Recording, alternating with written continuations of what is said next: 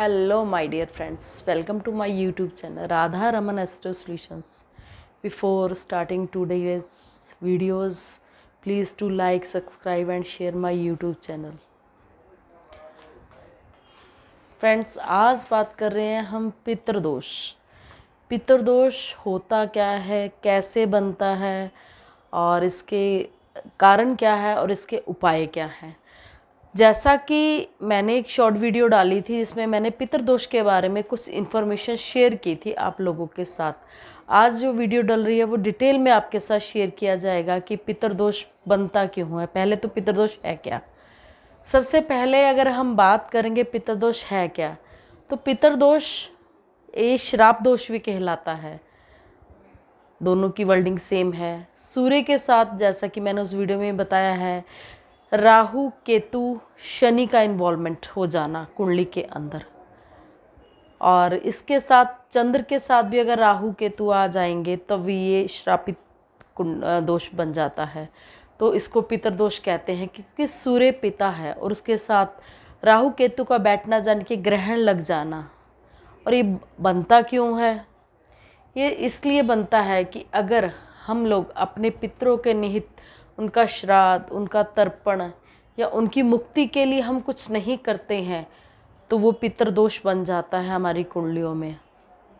हमारे जो पितृ हैं अतृप्त होते हैं और अतृप्त होने के बाद हमें श्राप देते हैं और श्राप देने से हमारी वंश वृद्धि रुक जाती है। तो ये श्राप होता है, जन्मों जन्मों तक आपके साथ चलता है पितरों का। जब तक आप अपने पितरों की मुक्ति के लिए कुछ नहीं करेंगे ये प्रॉब्लम आपके साथ बनी रहेगी। पूर्वजों के द्वारा कुछ ऐसे कार्य किए गए हैं, मान लीजिए आपने नहीं करा या पिछले जन्म में आपने कुछ ऐसा करा होगा जिसके कारण पितृदोष बना, लेकिन हमारे पूर्वजों के कारण, जिस कुल में हमने जन्म लिया है, हमारे पूर्वजों के कारण कोई ऐसी अनहोनी घटना घटित होगी उनके द्वारा जो कि वो पितृदोष कुंडली बन जाती है। अब जैसे कि उनकी डेथ के समय उनके मन की इच्छा रही होगी कि मेरे बच्चे मेरे को नहीं पूछते हैं, तो वो अपनी डेथ के समय एक कुछ भी मन में उनके आया और उन्होंने ये बोल दिया कि जैसे तू मुझे नहीं पूछ रहा है आगे कुल में तेरे को कोई नहीं पूछेगा। तो इस तरह ये श्राप कहलाते हैं। मरते वक्त व्यक्ति जो बात बोलता है वो उसकी पूरी होती है, ये बात याद रखिएगा। या आपके बुजुर्गों ने पीपल को भी ब्रह्मा का रूप माना गया है। पीपल को भी अगर आपने निकलवाना हो तो उसकी विधिवत पूजा करके पीपल को हटाना चाहिए, अदरवाइज इसका भी श्राप लगता है। ये पितृदोष बन जाता है कुंडली के अंदर और ये पीढ़ी दर पीढ़ी चलता रहेगा। कुल वालों की मुक्ति जब तक आप नहीं करवाएंगे तो ये पितृदोष आपकी कुंडली में बना ही रहेगा। अब आप ये तो जान गए कि पितृदोष बनता किस चीज़ से है, सूर्य प्लस राहु प्लस केतु शनि। अब फर्स्ट हाउस में अगर ये बना है, अगर फर्स्ट हाउस के अंदर ये प्रॉब्लम हुई है तो बहुत पितृदोष की, या फिर ये फिफ्थ हाउस में हुई है तो इतनी ज़्यादा घातक मानी जाती है फर्स्ट हाउस और फिफ्थ हाउस की कि आपकी वंश वृद्धि, आपके पैसों को, मतलब नाना प्रकार की दिक्कत परेशानियां आपको आएंगी। अगर सूर्य राहु केतु शनि के साथ या चंद्र के साथ युति करके राहु केतु बैठ जाते हैं तो नाना प्रकार की दिक्कत परेशानियों का सामना आपको करना पड़ेगा। अगर ये अष्टम के अंदर बनेगा पितृदोष तो हेल्थ इश्यूज़ रहेंगे और हेल्थ इश्यूज़ भी इतने मेजर वाले होंगे कि आप चेकअप करवाएंगे और वहाँ कुछ नहीं निकलेगा आपके कुंडली के अंदर और आपको प्रॉब्लम पर बनी रहेगी। आप मेडिसिन लेते रहेंगे लेकिन प्रॉब्लम बनी रहेगी क्योंकि कारण तो पितृदोष है आपकी कुंडली के अंदर। तो आप मेडिसिन जितनी भी खा लेंगे, जब तक आप उसका हल नहीं करेंगे तब तक आपकी मेडिसिन आप पे इफ़ेक्ट नहीं आएगा। आपने बहुत से लोगों को कहते सुना है होगा कि ये बीमारी है और बहुत सी मेडिसिन खा चुके हैं पर कोई रिलीफ नहीं आ रहा है। तो एक बार हम कुंडली दिखाने गए तो उन्होंने हमें पितृदोष बताया था। तो ये तो ढकोंसले है, ऐसा नहीं होता है, बट ऐसा नहीं है। पितृदोष कुंडली के अंदर या तो आपकी औलाद होगी नहीं, अगर औलाद हो भी गई तो दिक्कत क्या आएगी कि औलाद आपको नहीं पूछेगी, या फिर औलाद का आगे वृद्धि, वंश वृद्धि नहीं आपकी हो पाएगी, वो मैरिज नहीं हो पाएगी, वो सेटल्ड नहीं हो पाएगा और ऐसी ऐसी नाना प्रकार की समस्याएं आएंगी। अगर मान लीजिए मैरिज भी किसी तरीके से उपाय करवाई आपने और मैरिज भी हो गई तो आगे उनकी वंश वृद्धि नहीं हो पाएगी। अमावस्या को अगर जन्म हो रखा है और सूर्य और राहु इकट्ठे बैठे हैं, केतु या शनि इकट्ठे बैठे हैं, चंद्र साथ है, तो भी ये पितृदोष ही कहलाएगा। और ये बहुत मेजर वाला पितृदोष कहलाता है, जो कि पीढ़ी दर पीढ़ी चलता ही रहेगा। इसके लिए जो है समाधान सिर्फ नॉर्मल सा, अगर आप कोई रेमेडीज़ करना चाहे वो भी आपको बताई जाएंगी, और इसके साथ साथ पितृदोष का परमानेंट सॉल्यूशन क्या है ये भी आपको बताया जाएगा। आपकी वंश वृद्धि अगर रुक रही है, आपके बच्चा नहीं हो पा रहा और IVF तक आप जा चुके हैं तब भी कोई सॉल्यूशन नहीं निकल पा रहा, तो एक बार अपनी कुंडली को एनालिसिस करवाइए किसी अच्छे एस्ट्रोलॉजर से। तो आप जब मुझसे भी करवाना चाहते हैं तो देखिए, फ़ीस तो आपको पे करनी पड़ेगी, कर्म है हमारा, तो हम आपको वो चीज़ बताएंगे कि हाँ पितृदोष कैसे बनता है। अभी जैसे कि मुझे लास्ट टाइम से बहुत सी कॉल आ रही हैं, लोग कॉल करते हैं और ये चीज़ बोलते हैं कि मैम क्या फ़र्क पड़ेगा, आप 1 मिनट के लिए बता दीजिए। आप ये चीज़ समझिए, आप अपना कर्म मत खराब कीजिए। अगर आप किसी एस्ट्रोलॉजर या पंडित जी के पास जाते हैं तो उनकी फ़ीस पे कीजिए, ताकि आपका कर्म जो पहले से ख़राब चला आ रहा है वो और ख़राब ना हो। किसी कारण से अगर आप उनसे रिक्वेस्ट करेंगे तो वो देख तो देंगे आपकी, लेकिन वो आपने उनको पे आउट नहीं करा तो उनका जो आपकी कुंडलियों पे जो भार है वो उन पे चढ़ता है, और आप भी जो पे आउट से है वो ऋण रह जाता है आपके ऊपर, जो आप मुक्ति नहीं हो पाती है। एक तो आप पितरों के ऋण से ग्रसित हैं, दूसरा आप ऐसे ऋण अपने ऊपर चढ़ाते रहेंगे तो लाइफ में स्ट्रगल बढ़ता ही चला जाएगा। अब होता क्या है कि यहाँ तो वंश वृद्धि नहीं होती। वंश वृद्धि कैसे होगी? अगर हमारी पुत्र संतान होती है और आगे उसकी मैरिज होती है और आगे उसके संतान होती है, तो ये वंश वृद्धि के उसमें आता है। और सुख प्राप्ति नहीं हो पाती है। हम जहाँ रहते हैं हमें वहाँ नाना प्रकार की समस्याएं हैं, हमारे घर के अंदर हमारा मन नहीं लगता है, हमारी संतान की मैरिज नहीं हो पा रही है और झगड़े होते रहते हैं, अक्सर झगड़े होते रहते हैं फैमिली के अंदर, और बच्चे माँ बाप की रिस्पेक्ट नहीं करते हैं, बुरा भला कहते हैं, या पेरेंट्स बच्चों को गालियाँ निकालते हैं। तो पेरेंट्स बच्चों को गालियाँ नहीं निकालते हैं, या बच्चे जो है पेरेंट्स की डिसरिस्पेक्ट नहीं करते हैं, वो सब पितृदोष के कारण होता है।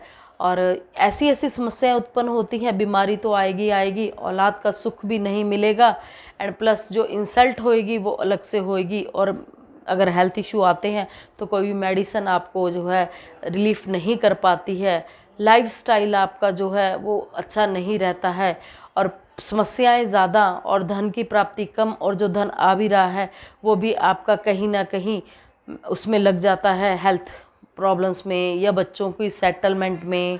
तो ये सब प्रॉब्लम्स होती हैं। श्राद्ध पक्ष चल रहा है, जैसे कि आप पितरों के निहित तर्पण करवाइए और श्राद्ध करवाइए, योग्य जो आपसे हो सके फल फूल दान करके दीजिए। पितरों का नाम लेके कुछ भी कार्य करेंगे, ये 15 दिन के श्राद्ध पक्ष का 16 दिन का जो समय रहता है, इस दिन आप करिए और उनका नाम लेकर, तो उनको ज़रूर शांति मिलेगी। अब अगर मैं बात करें हम, तो पितृदोष बड़े बुजुर्ग जो हैं हमारे कुछ निर्णय ले लेते हैं, अपने मन में सोच लेते हैं कि ये मेरे बेटे के ये पुत्र हुआ है तो ये आगे जाके मेरे वंश का नाम रोशन करेगा, और इसको ऐसा करना है वैसा करना है, वो सब लेके चले जाते हैं। जब वो पूरा नहीं उतरता है उनकी कसौटी पे, तो मरने से पहले वो फिर ऐसी ऐसी बातें बोल देते हैं कि तूने मेरी सेवा नहीं करी, जा तेरा पुत्र भी तेरी सेवा नहीं करेगा, जैसे तुम मुझे नहीं पूछते हो तेरा पुत्र भी तुझे नहीं पूछेगा। तो होता क्या है, वो पितृदोष बन जाता है। सुख संतान का होते हुए भी संतान का सुख जो है नहीं मिल पाता है। और जब भी घर के अंदर साउथ वेस्ट डायरेक्शन जो हमारी पितरों की डायरेक्शन कहलाती है, और अगर यहाँ पे आपने मेन गेट बना दिया, उस साइड फेसिंग कर लिया, अपने घर की फेसिंग वहाँ साउथ की साइड कर दी, साउथ वेस्ट की साइड कर दी, या वहाँ पे टॉयलेट बना डाली, या वहाँ गंदगी कर दी, स्टोर बना डाला, और स्टेयर्स भी अगर आप बनाते हैं तब भी, और या फिर वहाँ येलो कलर होना चाहिए जो पितरों का कलर है, और आपने इसके अलावा कोई और कलर वहाँ करवा दिया, तब भी वहाँ दिक्कत परेशानी आपको होगी और आपको कुंडली के अंदर पितृदोष फॉर्म होगा। अब होता क्या है कि हम लोगों की कुंडलियों में पितृदोष है बना हुआ, और हम लोग क्या करते हैं कि घर भी उसी डायरेक्शन का, हमें हमारे जो प्लैनेट है उसी डायरेक्शन का घर दिलवा देते हैं। यहाँ पे south facing, south east, south west facing होगा पितरों के एरिया का, और वहाँ पे टॉयलेट बनी हो, स्टोरेज बना हो, या वहाँ गड्ढा हो, गहरा गड्ढा हो, टॉयलेट सीवरेज हो, तो ऐसा घर हमें दिलवा देते हैं। तो पितरदोष जाने की एक तो कुंडली के अंदर पितरदोष, ऊपर से सोने पे सुहागा, यानी कि एक तो करेला, ऊपर से नीम चढ़ा। तो इस तरह का जो व्यवहार रहता है हमारे प्लैनेट्स का या हमारे पितरों का, वो हमसे डिसीजन भी गलत करवाते हैं। और जब पितरदोष होता है कुंडली के अंदर, जो घर में हमारे बुजुर्ग हैं, हमारे पेरेंट्स हैं, वो भी गलत डिसीजन लेते हैं, और गलत डिसीजन लेते हैं, उनके गलत डिसीजनों के कारण जो भुगतान है वो औलाद को करना पड़ता है। वो कभी भी समय पे कोई डिसीजन नहीं ले पाते हैं, और इसका सारा भुगतान जो है औलाद को ही करना पड़ता है, क्योंकि पितरदोष तो चला आ रहा है कुंडली के अंदर, और डिसीजन आप लोगों के गलत है तो बच्चों की शादियां रुक जाती हैं, वंश वृद्धियां रुक जाती हैं, आगे सेटल नहीं हो पाते बच्चे, सालों लग जाते हैं स्ट्रगल करते करते, क्योंकि आपकी कुंडली में पितरदोष है, इसीलिए होता है। अब हमें इसके साथ, अगर पितरदोष है कुंडली के अंदर, तो हमें इसका रेमडीज़ क्या करनी है। मैंने रेमडीज़ आपको उस वीडियो में भी कुछ रेमडीज़ बताई हैं। इसके साथ साथ आप पितरदोष के लिए सेट, अगर आपका शनि से पितरदोष है तो आप लेबर वाले जो पर्सन होते हैं उनके लिए कड़ी चावल करवाइए सैटरडे को और अमावस्या को, तो काफ़ी हद तक रिलीफ मिलेगा। और जिस दिन सूर्य ग्रहण होता है उस दिन रेमडीज़ करी जाती हैं। सूर्य ग्रहण के समय पिता और पुत्र दोनों को इकट्ठे जाके ये रेमडीज़ करनी होती है। और इसके साथ अगर आप नॉर्मल कोई रेमडीज़ करना चाहें तो पीपल के पेड़ जितने हो सके आप अपनी लाइफ में लगाइए। और पीपल के पेड़ जब भी आप लगाएंगे उसमें येलो कलर का धागा जो है बांधिए लगाने के बाद। और पीपल के पेड़ ऐसे नहीं कि आपने जाके शमशान घाट में लगा डाले और उसमें धागा बांध रहे हैं, नहीं। आप जब भी पीपल के पेड़ लगाएंगे किसी अच्छे सार्वजनिक स्थल पे लगाइए, और वहाँ पे अपने पितरों के निहित उनसे प्रार्थना कीजिए कि हम आपके उसके लिए ये पीपल के पेड़ लगा रहे हैं, तो जो भी आपको प्रॉब्लम है क्षमा कीजिए, हम आपका जो है श्राद्ध तर्पण, आपकी मुक्ति के पूरे प्रयास करेंगे। अब अगर मैं बात करूँ, ये तो हो गई एक हमारी नॉर्मल रेमडीज़, पितरदोष होता क्या है और इससे क्या क्या प्रॉब्लम्स होती हैं, और घर पे कैसे ये अकॉर्डिंग टू वास्तु कैसे शो करता है, क्योंकि वास्तु भी मैं करती हूँ। तो मैंने उन घरों में पाया है कि कहीं ना कहीं अगर कुंडलियों में ये प्रॉब्लम है तो घरों के अंदर वही डायरेक्शन जो है प्रॉब्लम के अंदर होती है। अब हमें इसका जो परमानेंट सोल्यूशन है, ये जो सोल्यूशन मैं आपको बता रही हूँ आप ये कर सकते हैं, लेकिन ये रेगुलर बेसिस पे आपको करना पड़ेगा। अब अगर परमानेंट सोल्यूशन आप जानना चाहते हैं, परमानेंट सोल्यूशन होता है इनका पाठ, इसका पाठ ही परमानेंट सोल्यूशन है, आप पाठ करवा सकते हैं। और पाठ पूजा के लिए भी हमारे यहाँ पे पूरी जो है फैसिलिटी है। आपको पूजा की सभी सामग्री हमारे यहाँ से उपलब्ध हो जाती है, और सभी तरह के पाठ हम प्रोवाइड करवाते हैं। तो आप उसके अकॉर्डिंग भी हमसे कांटेक्ट कर सकते हैं कि पितरदोष का पाठ क्या करना है और कैसे करना है। नॉर्मल अगर आप करना चाहें, सूर्य का जो मंत्र है उसका जप आप करते रहें। आप अगर आपको कुंडली में पितरदोष है, ये चीज़ क्लियर है, आप चाहे कुछ भी करते रहें, चाहे आप सूर्य को जल चढ़ाएं, कुछ भी करें, लेकिन वो श्राप खत्म नहीं होता। श्राप खत्म करने के लिए हमें जो है अलग से प्रयास करने पड़ते हैं, तब जाके वो श्राप खत्म होता है। बहुत से पर्सन आते हैं और जब उनको पितरदोष बताया जाता है तो वो लोग ये बोलते हैं कि हमने तो जब 16 श्राद्ध आते हैं तो हम लोग तर्पण करते हैं, हम लोग पंडित जी को बुला के खाना खिलाते हैं, हम ये करते हैं वो करते हैं।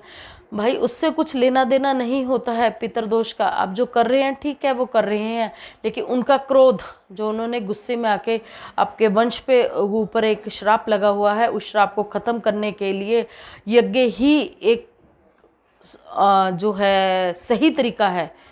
अदरवाइज जो ये रेमडीज़ है आप टेम्परेरी तौर पे कर सकते हैं। आप अगर हमसे पूजा पाठ करवाना चाहते हैं इसके लिए तो आप मेरे कॉन्टैक्ट नंबर पे कांटेक्ट कीजिए। ये नंबर मेरा व्हाट्सएप पे भी है, तो हम आपको सही गाइडलाइंस के साथ पितरदोष का जो पाठ है करवाएंगे। पितरदोष के साथ साथ अगर आपकी कुंडली में चंद्र ग्रहण दोष भी बना हुआ है तब भी उसकी भी रेमडीज हम साथ के साथ करवा देते हैं पाठ के दौरान ही। आज कुछ पर्सन्स आए थे मेरे पास जो की कुंडली लेकर, मैंने उनको बेटे की कुंडली देखी और उन्हें बोला कि आपकी कुंडली में पितरदोष है, और आप यकीन मानिए कि मैंने उनसे ये चीज़ बोली, आपकी सारी फैमिली की कुंडलियों में पितृदोष होगा।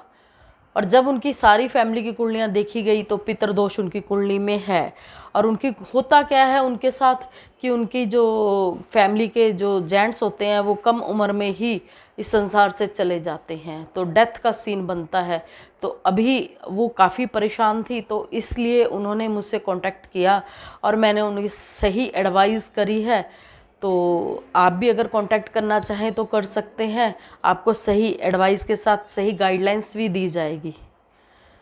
इसके अलावा हम एक रेमडीज है जो हम डेली कर सकते हैं पितृदोष के लिए। वे रेमडीज़ 5 रोटी मॉर्निंग में निकालनी होती है और 5 रोटी जो मॉर्निंग में आप निकालेंगे वो 5 अलग अलग देवताओं के निहित आपको अर्पित करनी होती है। तो अगर आप इस उपाय को भी जानना चाहते हैं तो मुझसे मैसेज कीजिए, मुझे कांटेक्ट कर लीजिए, तो मैं ये रेमडीज़ आपको प्रोवाइड करवा दूंगी। ये रेमडीज़ है ये आपको लाइफ टाइम करनी पड़ेगी, इसको आप छोड़ नहीं सकते हैं। लेकिन जो पाठ पूजा है वो 1 टाइम होती है और आपको उसके रिज़ल्ट मिलते हैं, आप बिलीव नहीं करेंगे, ऐसे रिज़ल्ट मिलेंगे कि आप सोच भी नहीं सकते हैं। और कहीं अगर आप साउथ फेसिंग घर में रह रहे हैं तब भी आप मुझसे कांटेक्ट कीजिए, क्योंकि मैं वास्तु और वैदिक यानी कि ज्योतिष और वास्तु दोनों को इंक्लूडिंग करके वर्क करती हूँ, तो रिज़ल्ट जो है बहुत अच्छे आते हैं। Thank you guys, I hope you all understood my today's video. Please do like, subscribe and share my YouTube channel. Thank you. God bless you.